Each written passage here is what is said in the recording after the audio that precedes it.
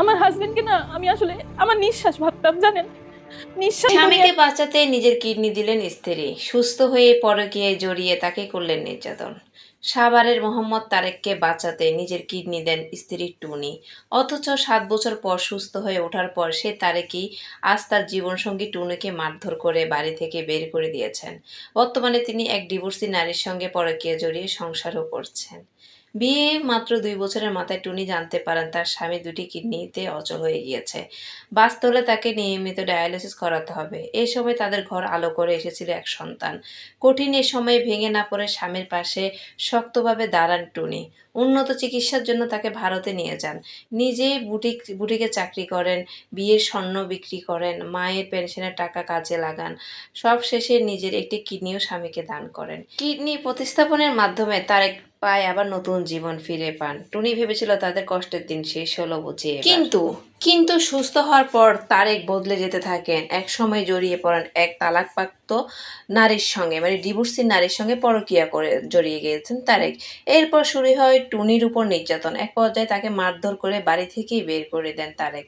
সবচেয়ে বেদনার বিষয় কি জানেন? চিকিৎসার সময় তারেকের পরিবারের সদস্যের সাথে কিডনির ম্যাচ করলো অনেকের সাথে, কিন্তু কেউ কিডনি দিতে রাজি হয়নি। একমাত্র তার বউ টুনি নিজের জীবন ঝুঁকিতে ফেলে তাকে বাঁচান। অথচ সেই টুনির সাথে এত বড় বিশ্বাসঘাতকতা করলেন তারেক। মানুষ এত জঘন্য হয় কি করে? নিজেকে সবার আগে ভালোবাসতে হয়, তারপরে অন্য কাউকে। আজকে সারাদিন আমি কোনো ভিডিও আপলোড করিনি বা ভিডিও মেকই করিনি, কি আপলোড করব। আসলে আমি খুব বিষণ্ণতায় ভুগছি, আমার খুবই মন খারাপ ছিল। একটা নিউজ মানে যখন চোখের সামনে আসছিল সেটা দেখার পর আমি স্তব্ধ হয়ে গিয়েছি। এই কাপলদেরও সেপারেশন হয়।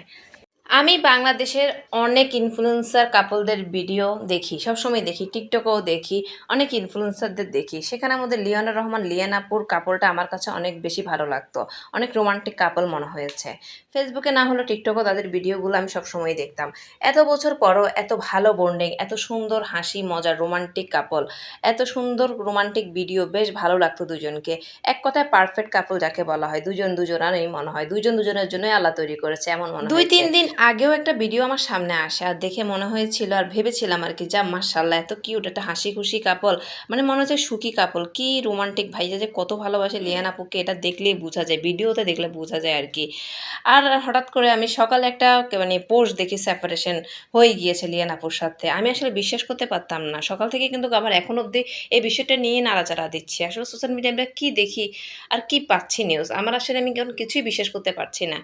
আবারও প্রমাণিত হলো যে আসলে অনলাইনে আমরা যা দেখি বাস্তবতা তার থেকে ভিন্ন।